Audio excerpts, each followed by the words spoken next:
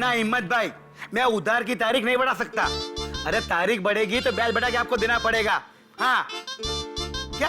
अरे भाई तुम्हारी मुसीबत की वजह से मैं मुसीबत में क्यों हूं बताओ मेरे को सोमवार तक पैसा चाहिए बस। हाँ बहुत भूख लगी छे भाई। क्या रे निर्मेश, हैं? कब से तेरा इंतजार कर रहा हूं मालूम है क्या? हैं? और आजकल ये डब्बा लेट क्यों लेके आ रहा है? करूं क्या? दक्षा बहन को तेरी कंप्लेन करूं क्या? अरे नहीं नहीं सेठ जी, वो क्या हो गया ने कि रास्ते में ट्रैफिक बहुत जाम हो गया था। हाँ। तो उसकी वजह से ना मैं थोड़ा अटक गया। हाँ ठीक है रख ये डब्बा। ये लो सेठ जी। हाँ। पण सेठ जी, हाँ। खाना एकदम गर्म है हो। कब से भूख लगी है मालूम है तेरे को?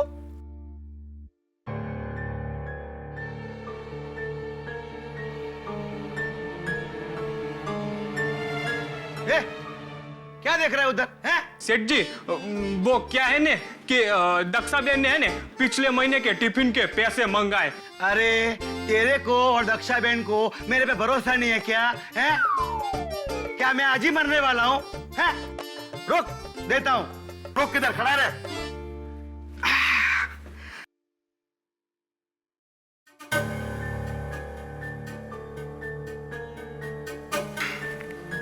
ये ले पैसा दे देना दक्षा बहन को, जा।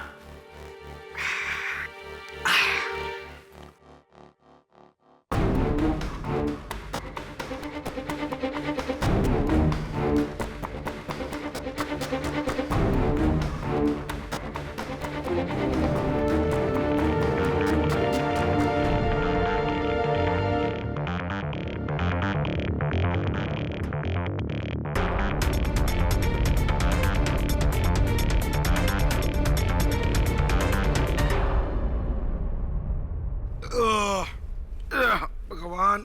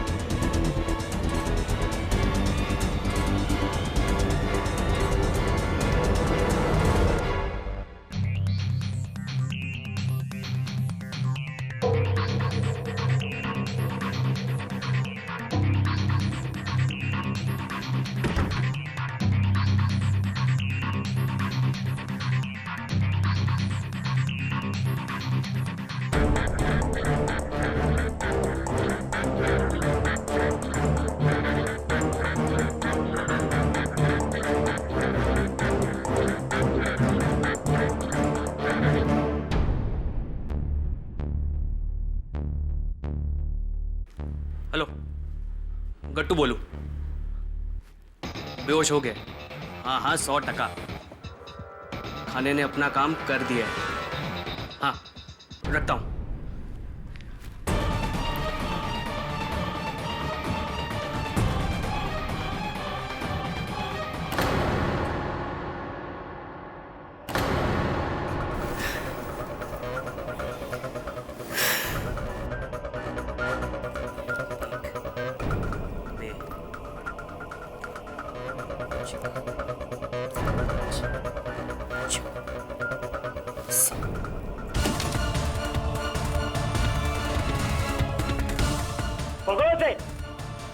नहीं काम आगे नहीं अरे पण पे कहीं નથી કર્યું અરે ચા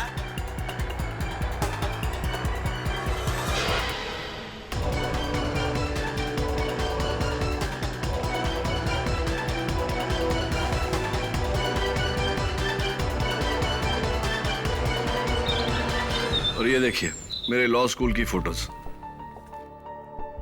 ये विश्वजीत राणावत, याद है ना आपको? Handsome man. ये मेरे गुरु श्री विद्याधर जी गोखले। अपना ही। क्या हो गया तुझे? Good morning sir. सर मुझे आपसे एक जरूरी काम है। सर आपको मेरे लिए केस लड़ना होगा। कैसा केस? दक्षा बहन का केस था। सर जब मैं अहमदाबाद में 3 साल तक कॉलेज में था तो हर रोज उन्हीं के वहां से टिफिन आता था। सर कमाल का खाना बनाती है सर, उनके हाथों में जादू है सर। ट्रस्ट मी, आज तो मैं उनके खाने का टेस्ट भुला नहीं पाया sir. I am telling you, बहुत अच्छी लेडी है वो। Varun slow down.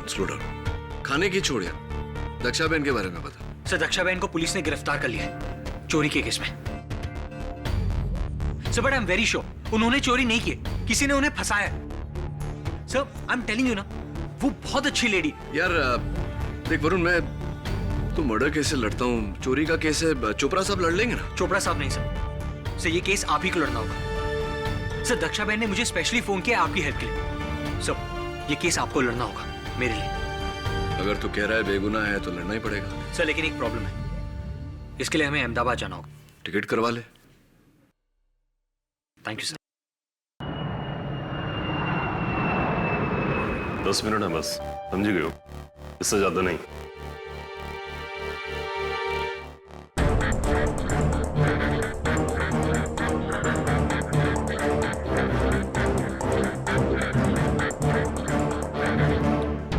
दक्षाबेन जय श्री कृष्ण। मैं केडी पाठक। खेड़ी बहन जय श्री कृष्ण। आपको कौन नहीं जानता, पूरे गुजरात में आपके नाम का डंका है। पर कभी सोचा नहीं था कि आपको इस तरह से सलाखों के पीछे मिलूंगी। आप चिंता मत करिए, यहां ज्यादा समय तक नहीं रहना पड़ेगा। बताइए उस दिन क्या हुआ था? योर ऑनर, हमारे अहमदाबाद में ही नहीं लेकिन पूरी दुनिया में ये कहावत है कि किसी भी इंसान के दिल का रास्ता उसके पेट से होकर गुजरता है। पर हमारी दक्षा बहन की ये कहावत है कि किसी भी इंसान की तिजोरी का रास्ता उसके पेट से होकर गुजरता है। 14 सितंबर दोपहर 1:30 बजे दक्षा बहन ने अपने क्लाइंट साहूकार खिमजी वोरा के यहाँ अपने टिफिन का डिब्बा भेजा।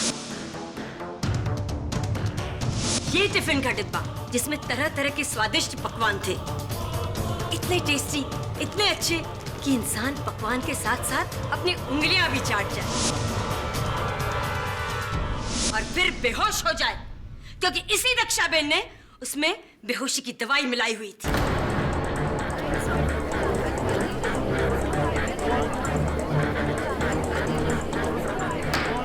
Silence in the court, please. ये रही उस बचे हुए खाने की फॉरेंसिक रिपोर्ट। और उसी नशे में खिमजीबाई फौरन बेहोश हो गए। बस इसी मौके की ताक में बैठा दक्षाबेन का साथीदार गट्टू परमार फौरन दुकान के अंदर आ गया और पूरे 4,30,20,000 रुपए की चोरी की। खिमजी वोरा की पूरी जमा पूंजी। खिमजी भाई वोरा इस अदालत में क्यों नहीं आए? योर ऑनर, वो आईसीयू में है। उनकी दोनों किडनियां कमजोर हो गई हैं। दक्षाबेन ने अपने खाने में जो सेडेटिव्स मिलाकर उन्हें दिए थे, उससे उनकी दोनों किडनियों को काफी नुकसान पहुंचा है। He is critical. जज साहब, मैं कुछ नहीं जानती, मुझे कुछ नहीं मालूम। 4 पुश्तों से हम खाना बनाकर लोगों का पेट भर रहे हैं। आज तक कभी किसी ने कोई शिकायत नहीं की। अपने अन्न पर गर्व है मुझे। और क्या आपको लगता है कि मैं अपने ही खाने में जहर या नशे की दवाई मिलाकर किसी को इस तरह से? नहीं जज साहब, इस तरह अपने अन्न का अपमान करके मैं किसी की हद नहीं, ये मेरे संस्कार नहीं है जज साहब। दक्षाबेन, आपके संस्कार क्या हैं, क्या नहीं है, भाई ये तो हम नहीं जानते। पर आप मेरा विश्वास कीजिए कि एक बात तो मैं अच्छे से जानती हूँ कि फिलहाल आप जो कुछ भी बोल रही हैं, वो सरासर झूठ बोल रही हैं। और रहा सवाल आपके संस्कारों का, ये तो हमारे गवाहों से पता हमें चल ही जाएगा, है ना? जज साहब, मेरा पहला गवाह है रंगे हाथों चोरी करते हुए पकड़ा गया चोर गट्टू परमार।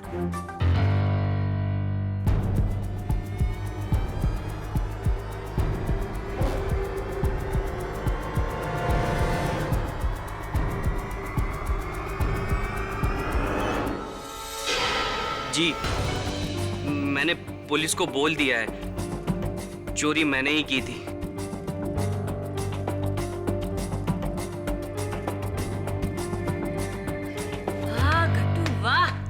शाबाश।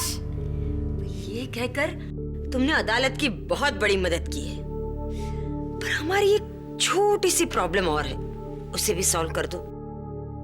खिमजी बाई के घर से कुल 4,30,20,000 रुपए चोरी हुए थे, पर तुम्हारे घर से तो उसकी आधी रकम ही बरामद हुई है ना? बाकी नहीं।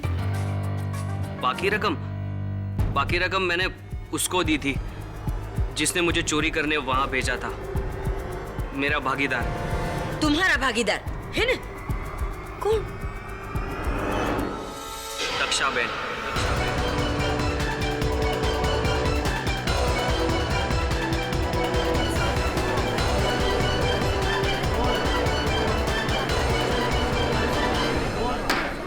Silence in the court please. उन्होंने मुझे वहां बुलाया और बोला कि खिमजी भाई के ऑफिस में करोड़ों रुपए हैं। हाँ, दोपहर के वक्त उनके ऑफिस में कोई भी नहीं होता, सब लोग खाना खाने के लिए घर चले जाते हैं। मैं खिमजी भाई के डब्बे में बेहोशी की दवा मिला दूंगी। हाँ, उन्हें खाना खिला देना, फिर चोरी करके सारा रुपया ले आना।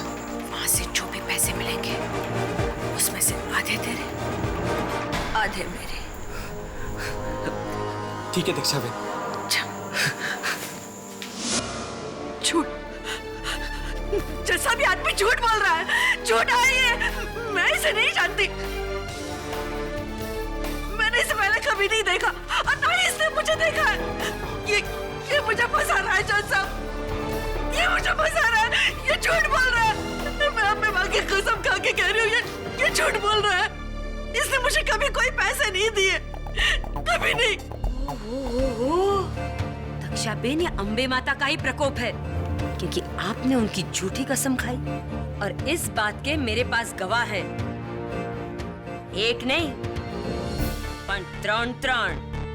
हाँ, मैंने इस आदमी को 2 हफ्ते पहले दक्षाबेन के घर से निकलते देखा था। हाँ, मैंने भी इसे देखा था, पर मुझे देखकर ये मुंह छुपाकर भाग गया था। हाँ साहब, मैंने भी इस आदमी को दक्षा बहन के घर से निकलते देखा था। सुना दक्षा बेन, खड़ पड़ी नहीं? ले, अब भी आप कहेंगी कि आप गट्टू को नहीं जानती? नहीं? चल, कोई बात नहीं, मैं मदद करती हूँ। पहचाना इस बैग को?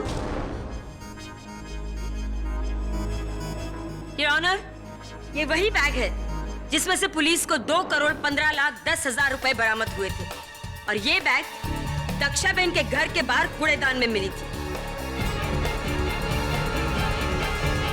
और इन्होंने ही गट्टू को ये बैग वहां रखने के लिए कहा था। नहीं जज साहब, मैं कुछ नहीं जानती, मुझे नहीं मालूम ये पैसे वहां कैसे आए। ये मैंने कुछ नहीं कहा था, ये झूठ बोल रहे हैं, सब झूठ बोल रहे हैं जज साहब। तो फिर तुम्हारे खाने में तुम्हारे अलावा बेहोशी की दवा और कौन डाल सकता है? मिसेस कक्कर, बस इसी प्रश्न की प्रतीक्षा कर रहा था कि खिमजी बाई के टिफिन में दक्षाबेन के खाने में दक्षाबेन के अलावा और कौन बेहोशी की दवा मिला सकता है। योर ऑनर, दक्षाबेन अपने 4 पुश्तों की कमाई हुई प्रतिष्ठा और इज्जत चंद रुपयों के लिए दांव पर लगा दे, यह संभव नहीं है। बड़ी साफ बात है कि खिमजी बाई के टिफिन में बेहोशी की दवा दक्षाबेन ने नहीं, किसी और ने डाली थी। किसी और ने? I don't feel bad, लेकिन आप मुंबई वाले किसी भी नतीजे पर फौरन पहुंच जाते हैं।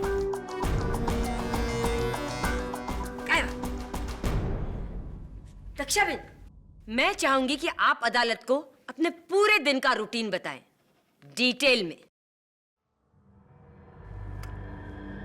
ताकि हम हमारे मेहमान, मुंबई से आए हुए मेरे दोस्त केडी भाई ये जान सके कि ये काम किया किसने है ना? हाँ है। बोलिए। जी जैसा, मैं रोज सुबह 5 बजे उठ के स्नान करके भगवान की पूजा करके रसोई में जाती हूँ। फिर मैं दाल अनाज और तरकारी साफ कर लेती हूँ। तब तक 6 बज जाते हैं। फिर 6 बजे हमारे महाराज आते हैं, जो पिछले 20 साल से मेरे साथ रसोई में काम कर रहे हैं। फिर हम दोनों मिलकर सारा खाना बना लेते हैं।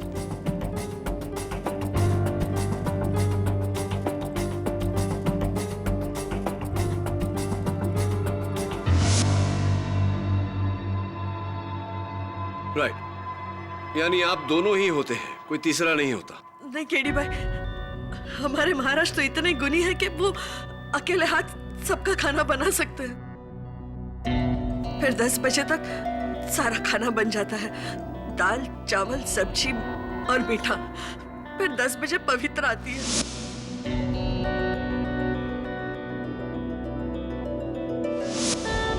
पवित्रा बहन? जी, पवित्रा सारे डब्बे साफ करके मुझे देती है और फिर मैं उन डब्बों को चेक करके मैं, महाराज और पवित्रा डब्बों में खाना भरते हैं।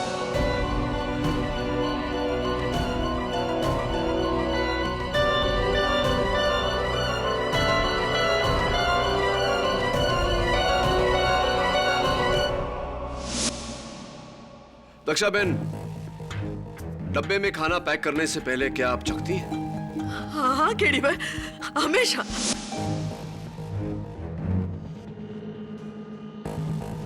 ग्यारह साल की उम्र से खाना बना रही हूँ साहब। अगर खाने में थोड़ा सा नमक कम या ज्यादा भी हो जाए ना तो मैं सूंघ के बता सकती हूँ। और उस दिन आपको ऐसा कुछ नहीं लगा? खाना बिल्कुल ठीक था? हाँ, मैंने खाना चख के देखा था।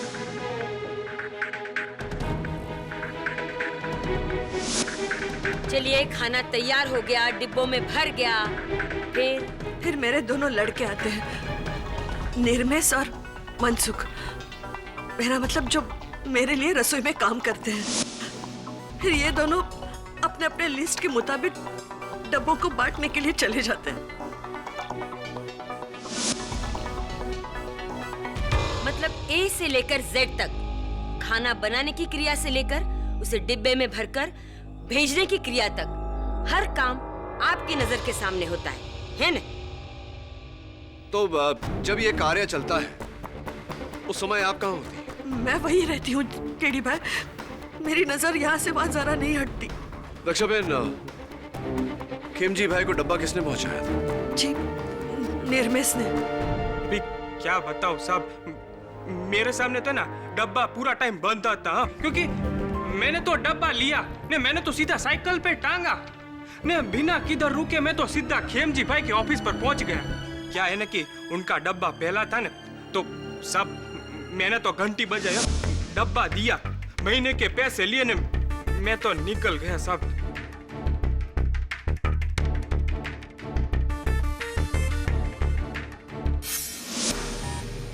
तो उस समय खेमजी भाई के साथ उनके दफ्तर में कोई था? नहीं साहब, वो तो अकेले थे, पर और तो और साहब, उन्होंने है ने मेरे सामने डब्बा खोला और खाना शुरू कर दिया। हैं? किसी और को उसमें कुछ भी मिलाने की गुंजाइश थी ही नहीं, है? Brilliant observation Mrs Thakkar, thank you very much. तो आम तौर पर डब्बा लेकर खेमजी भाई के ऑफिस कितने बजे पहुंचते थे आप? यही 1 बजे। लेकिन उस दिन तो आप 1:20 पे पहुंचे थे। ये 20 मिनट लेट क्यों हो गए?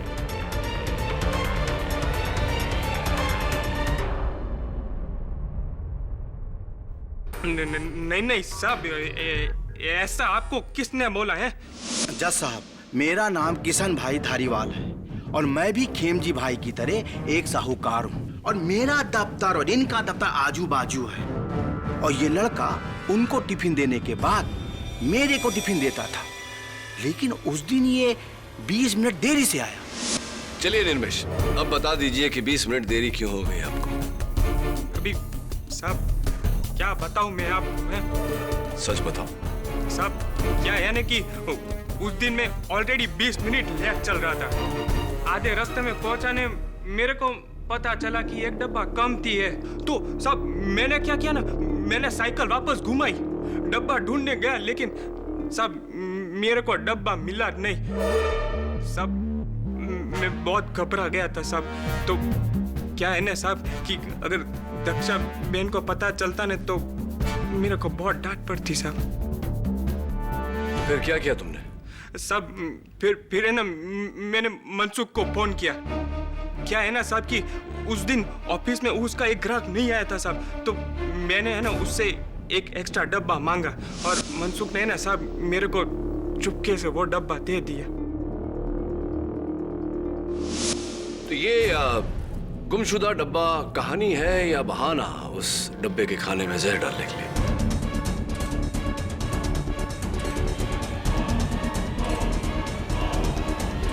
नहीं साहब, मैंने ऐसा कुछ भी नहीं किया। एक और बात निर्मेश, गट्टू का कहना है कि जब वो ऑफिस में चोरी करने घुसा तो ऑफिस का दरवाजा खुला था। कहीं ऐसा तो नहीं कि तुमने जानबूझकर उस दरवाजे को खींचकर बंद नहीं किया क्योंकि तुम चाहते थे कि वो दरवाजा गट्टू के लिए खुला रहे? कहीं तुम गट्टू के पार्टनर तो नहीं? नहीं साहब, वो क्या है ना कि दरवाजा भूल से मेरे से खुला रह गया होगा। दक्षा बहन, केडी भाई, निर्मेश ऐसा नहीं कर सकता। वो सालों से मेरे साथ है, वो तो मेरे बेटे जैसा है। वो बहुत भोला है केडी भाई, वो ऐसा नहीं कर सकता। और तो और साहब, अगर आपको है ना डब्बे के बारे में यकीन ना आता हो ना तो आप मनसुख से खातिरी कर लीजिए। हाँ जी, उस दिन निर्मेश को एक्स्ट्रा डब्बा मैंने ही दिया था। तो मनसुख भाई, कहीं ऐसा तो नहीं कि जो डब्बा आपने निर्मेश को दिया वही डब्बा निर्मेश ने खिमजी भाई को दिया? कहीं ऐसा तो नहीं कि आपने ही बेहोशी की दवा उस डब्बे में मिलाई और आपने ही कट्टू को वहां चोरी करने भेजा? आप ही कट्टू के पार्टनर थे, हो सकता है? हाँ, नहीं, दक्षा बहन। नहीं केडी भाई, मनसुख मेरे भावज का बेटा है। वो भला ऐसा क्यों करेगा? वो ऐसा नहीं कर सकता। केडी भाई, आपकी मुवक्किल खुद आपके सस्पेक्ट को निर्दोष का सर्टिफिकेट दे रही है। अब आप क्या करेंगे? प्रोसिक्यूटर साहिबा, मैं सोच रहा हूं कि गट्टू चोर को कटघरे में बुलाओ। क्या ख्याल है आपका? तो गट्टू जी, दोपहर के 1:30 बजे आपने चोरी की और उसी दिन शाम के 5 बजे पुलिस ने तुम्हें धर लिया। इतनी जल्दी पुलिस तुम तक पहुंच कैसे गई? 1 मिनट केडी भाई, अगर आप ये कहना चाहते हैं कि तेजी और चपलता सिर्फ आपकी मुंबई की पुलिस में है ना, हमारे अहमदाबाद की पुलिस भी कुछ कम नहीं। खिमजी भाई के ऑफिस में गट्टू से ये संजीवनी हर्बल दवाखाने में बनी ये जड़ी बूटी का पैकेट गिर गया था।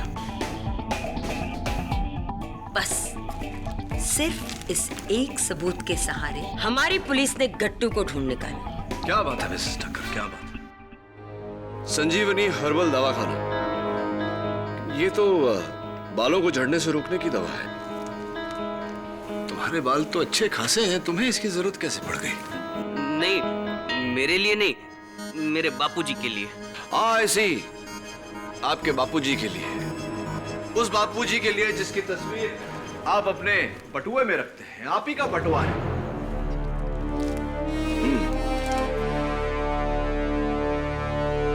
बड़े हैंडसम है आपके बापूजी। तो मैं समझा नहीं, आपके सर पर इतने घने बाल हैं, आपके बापूजी के सर पर एक भी बाल नहीं, तो ये दवा किसके लिए थी? वो कहीं पुलिस के लिए तो नहीं थी? ताकि पुलिस उस दवा के पैकेट के जरिए दवाखाने तक पहुंचे और दवाखाने के जरिए आप ये कहना चाहते कि इसने जानबूझकर ये पूरी गिराई? जी जी। केडी भाई, ऐसा आपके मुंबई में होता होगा, हमारे अहमदाबाद में नहीं, है ना? एक बात बताइए प्रोसिक्यूटर साहब, अक्सर चोर चोरी करके भाग जाता है, फरार हो जाता है, तो फिर गट्टू ने ऐसा क्यों नहीं किया? वो अपने घर जाकर चोरी की रकम बिस्तर पर फैलाकर दरवाजे खिड़कियां खोलकर क्यों बैठा था? ये उसकी बेवकूफी थी या चालाकी, ताकि पुलिस तुम्हें पकड़े और तुम अदालत में दक्षा बहन के खिलाफ गवाही दो।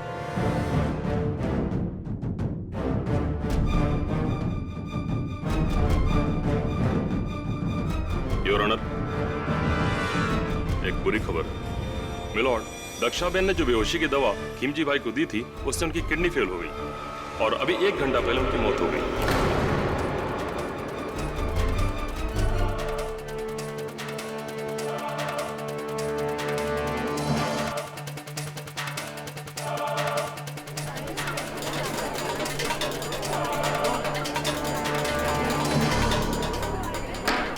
Silence in the court please. Dakshaben, ये क्या कर दिया तुमने? कुछ पैसों के लिए आपने एक आदमी की हत्या कर दी। तो आप पर सिर्फ चोरी का इल्जाम था। आप एक खूनी है आप। जज साहब, खिमजी वोरा की हत्या के आरोप में दक्षाबेन को कड़ी से कड़ी सजा दी जाए। नहीं जज साहब, मैंने कुछ नहीं किया। मैंने कुछ नहीं किया केडी भाई। खिमजी भाई की दुखद मौत ने इस केस को बड़ा ही गंभीर मोड़ दिया है। जिस तरह के हालात दिख रहे हैं, मैं ये सोचने पर मजबूर हो गया हूँ कि क्या यह पूरा षड्यंत्र सिर्फ पैसों की चोरी के लिए किया गया था या खिमजी भाई की मौत के लिए। ये केस एक मर्डर केस बन चुका है। जब तक इस केस की पूरी तरह छानबीन ना हो, यह अदालत मुलतवी की जाती है।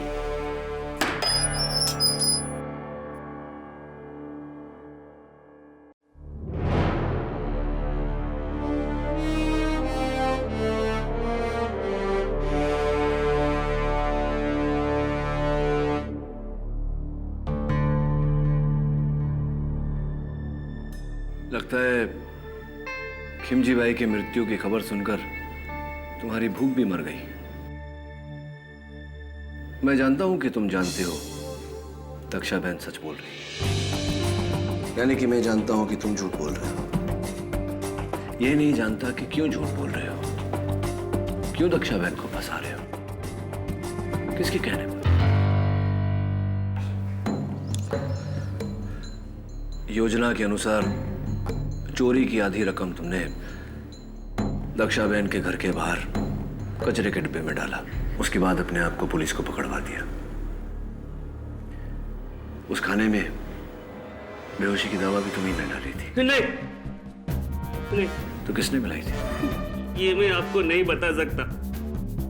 देखिए, मैं बहुत बुरी तरह फंस गया हूँ। मुझे नहीं पता था कि वो सेठ मर जाएगा। मुझे लगा कि मुझ पर चोरी का इल्जाम आ जाएगा और मैं उसकी दी हुई जमानत से छूट जाऊंगा।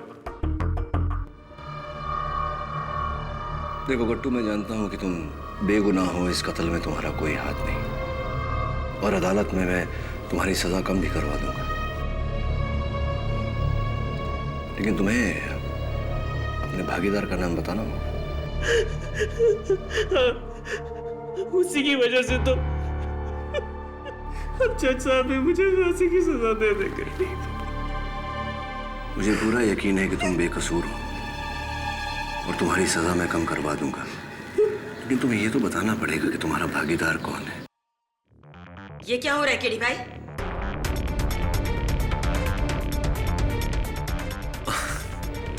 विशेष कुछ नहीं, बस गवाह से थोड़ी जानकारी हासिल करने का प्रयत्न कर रहा था। अंधेरी कोठरी में उसे धमका कर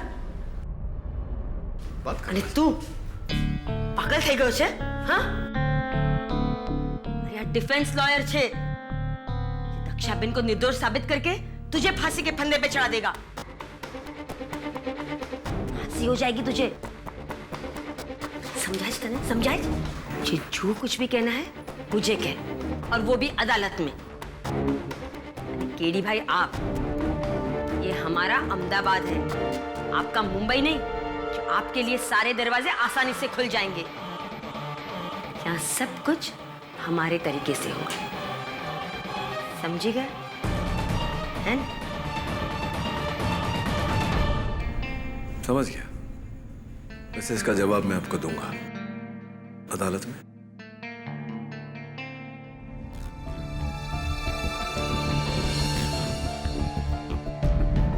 सर, बोल। सर, ये रहा टिफिन दक्षाबेन के घर से ही लाया हूं। और उस दिन ऐसा ही टिफिन खिमजी भाई के यहां भी गया था। और सर ये दक्षा बहन की रेसिपी की किताब जो आपने मंगवाई थी। पर आप इस किताब का क्या करेंगे? उंधियू की रेसिपी देखना चाहता हूँ। बैंगन, आलू, सूरन, असली घी कहीं पर भी नहीं, और दाल ढोकली।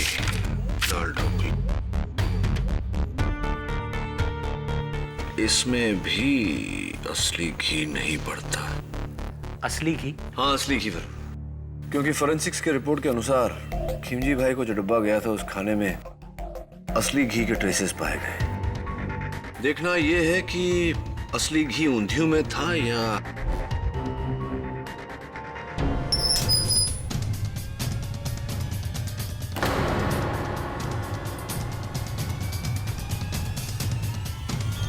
मिलॉर्ड, गट्टू ने अपनी शर्ट से छत पर लगे हुक पर लटक कर खुद को फांसी दे दी।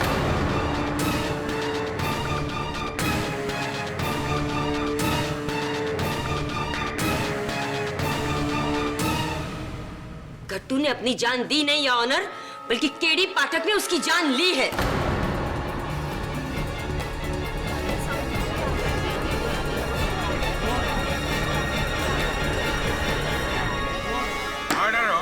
आई object your honour. Your honour, कल रात लॉकअप में केडी पाठक ये आखिरी इंसान थे जो गट्टू से मिले थे। इन्होंने उसे धमकी दी थी कि अगर वो अदालत में दिया गया दक्षाबेन के खिलाफ उसका बयान वापस नहीं लेगा तो वो दक्षाबेन को निर्दोष साबित करके गट्टू को फांसी के फंदे पर चढ़ा देंगे। बस इसी डर से गट्टू ने आत्महत्या की। गट्टू को फांसी की धमकी आपने दी थी, मैं तो उसे समझाने गया था। केडी भाई, अब मुंबई वाले हम अहमदाबाद वालों को नादान समझते हैं। खूब जानती हूँ मैं डिफेंस के ये हथकंडे। मिस ठक्कर, आपके पास कोई सबूत है कि केडी पाठक ने गट्टू को फांसी की धमकी दी थी? योर ऑनर, सबूत की कोई जरूरत ही नहीं है, जबकि डिफेंस लॉयर देर रात तो तक। फिर मैं आपको हिदायत देता हूँ कि केडी पे इल्जाम लगाना बंद कीजिए और केस को आगे बढ़ाइए। जी your honour. Mister Pathak, please carry on. Thank you your honour.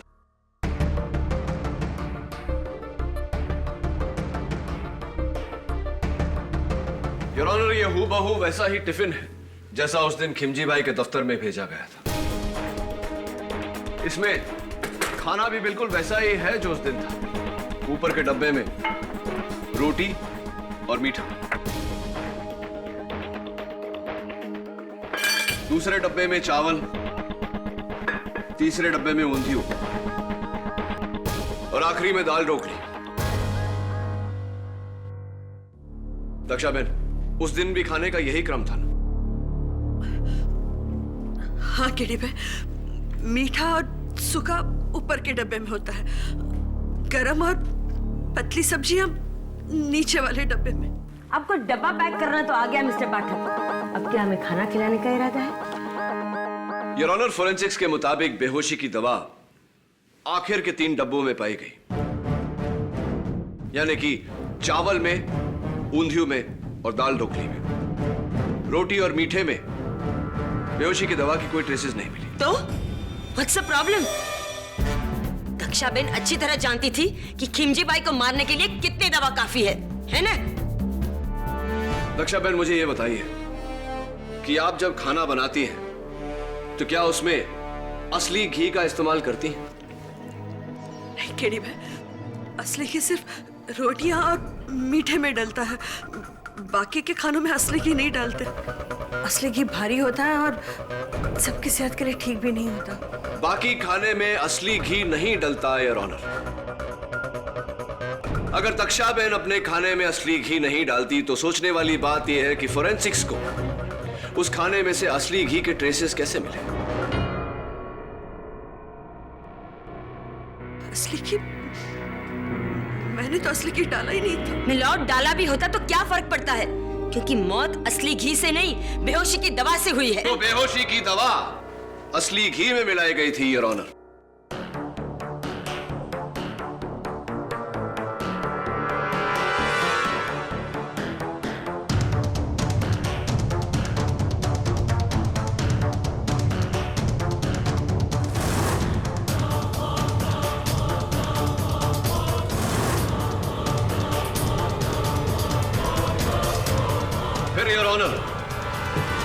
इस घी को खिमजी भाई के टिफिन के ढक्कनों पर इस तरह लगाया गया।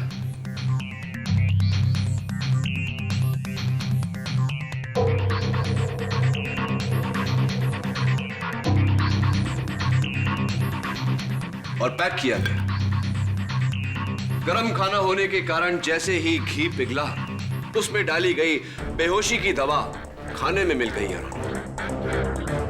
जाहिर सी बात है यार ऑनर कि मेरा शक उन लोगों पर जाएगा जिन्होंने डब्बा भरने में और बांधने में दक्षा बहन की मदद की। सबसे पहले मैं पवित्रा बहन को कटघरे में बुलाना चाहूंगा। તમે શું બોલો છો? आप ये क्या कह रहे हैं साहब? मैं घी में जहर मिलाकर डब्बों के ढक्कन पर? ना ना, अपनी बहन समान दक्षा बहन के साथ मैं ऐसा नहीं कर सकती। मुझे क्या नर्क में जाना है? दक्षा बहन, मैंने ऐसा कुछ नहीं किया। मैंने ऐसा कुछ नहीं किया। केडी भाई, पवित्रा ऐसा नहीं कर सकती। वो बहुत भोली है। फिर तो एक ही शख्स बचता है ऑनर, महाराज जी। क्या मैंने उस भोजन में बेहोशी की दवा मिलाई? अरे बुद्धि भ्रष्ट हो गई है तुम्हारी। मैं पूछ रहा था आपसे। एक बात कान खोलकर सुन लो। अपने भोजन से किसी की जान लेने से पहले मैं अपनी जान ले लूंगा। शांत शांत થઈ જાઓ महाराज।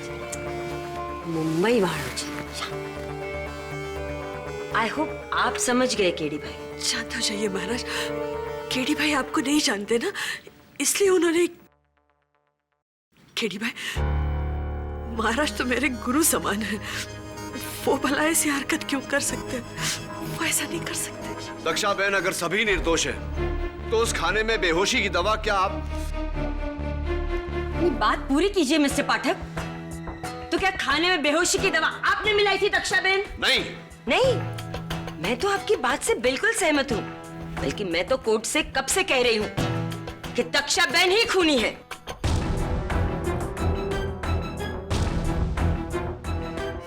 मिस्टर पाठक, आपने जो डब्बे के ढक्कनों पर लगे घी की दलील दी है, उससे काफी हद तक मैं सहमत हूँ। इस डब्बे को फोरेंसिक भेजा जाए और ढक्कनों की पूरी तरह जांच की जाए। लेकिन केडी, गट्टू की मौत के बाद तुम्हारे लिए मुश्किल हो गया है ये साबित करना कि दक्षाबेन के अलावा कोई दूसरा उसका भागीदार था।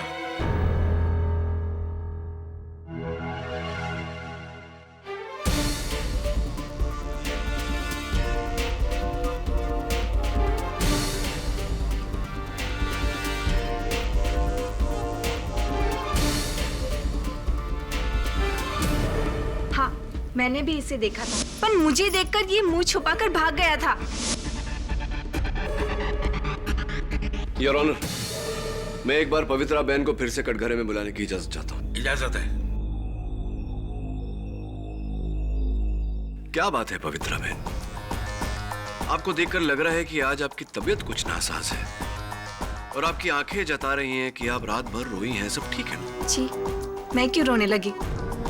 वो तो मुझे थोड़ा बुखार है। वो ऐसी बुखार है? ऐसा कैसा बुखार? एक सुहागन जिसका रोजमर्रा का श्रृंगार है, मंगलसूत्र पहनना, सिंदूर लगाना, वो भूल गई हैं आप? ऐसा कैसा बुखार? जी, वो तो मैं जल्दी जल्दी में थी ना, इसलिए सिंदूर और मंगलसूत्र दोनों भूल गई। वैसे आपके पति तो ठीक है ना? हाँ हाँ, बिल्कुल। क्या नाम है उनका? नरेश कुमार। नरेश कुमार। क्या करते हैं वो? क्या व्यवसाय है उनका? जी, वो दूध की दुकान में काम करते हैं, डेयरी। डेयरी? कहाँ पर? राजकोट में। राजकोट में? तो उनकी डेयरी का नंबर तो होगा ना आपके पास? जी बिल्कुल। जरा बताइए। 0261 2854 2854 524। नंबर तो मैंने लगाया है, मुझे पूरा यकीन है और ऑनर की ये नंबर नहीं लगेगा। जी, शायद वो नंबर खराब होगा। नंबर खराब नहीं, एसटीडी कोड गलत है। 0261 सूरत का कोड है, राजकोट का कोड 0281 है।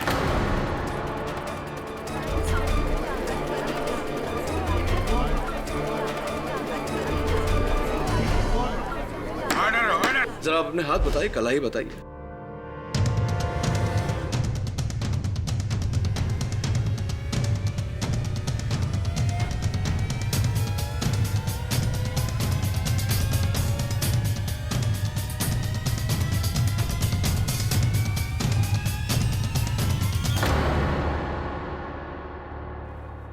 आपके हाथों में कांच की चूड़ियां पहनती थी आप, वो भी तोड़ दिया आपने,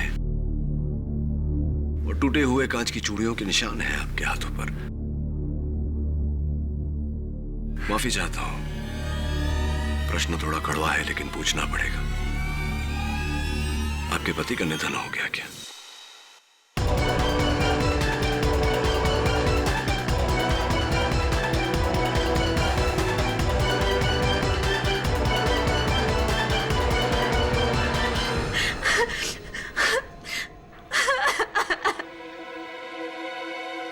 यही दंड है मेरा कि मैं अपने पति की मौत पे खुल के रो भी नहीं सकती। लेकिन वो मरा, मेरी वजह से वो मरा। हाँ, मेरी वजह से वो मरा, क्योंकि मैंने उससे कहा था किमजी भाई के ऑफिस जाकर चोरी करने के लिए।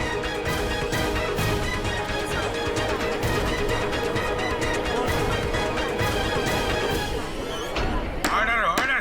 कट्टू ही मेरा पति था। कट्टू।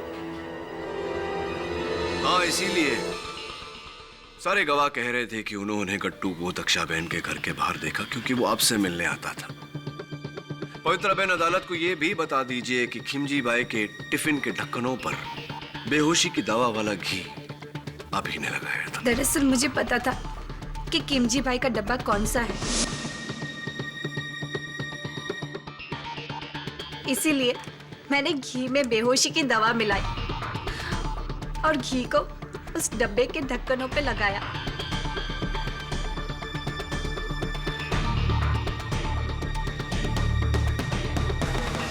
और फिर मैंने अपने गट्टू को कहा कि वहां जाकर चोरी करे।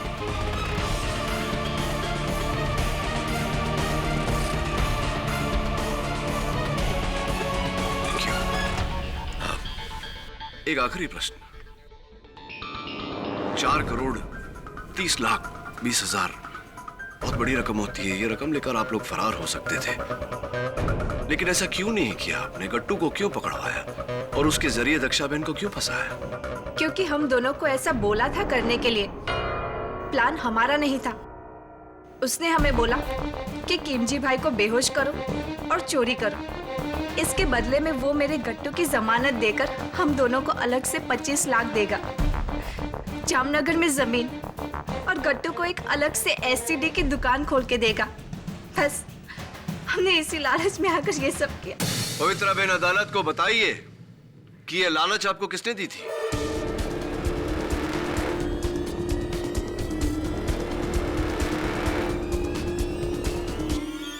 किशन भाई धारीवाल ने।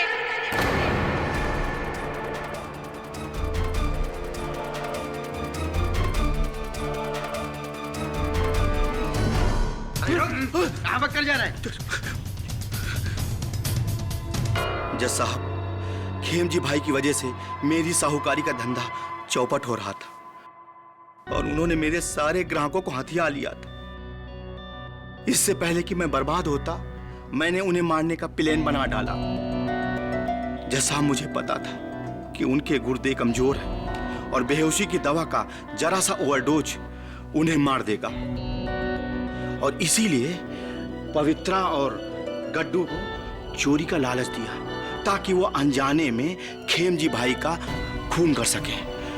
और जज साहब, ये सब मैं अपने धंधे को बचाने के लिए किया था, और ये सारा प्लान मैंने बनाया था जज साहब, मैंने। Arrest my case, Your Honor. ये अदालत किशन भाई धारीवाल और पवित्रा बहन को खिमजी भाई वोरा के दफ्तर से चोरी करने और उनके मर्डर के केस में दोषी ठहराते हुए उन्हें गिरफ्तार करने का हुक्म देती है, और दक्षा बहन को इस इल्जाम से बाइज्जत बरी करती है। The case is closed.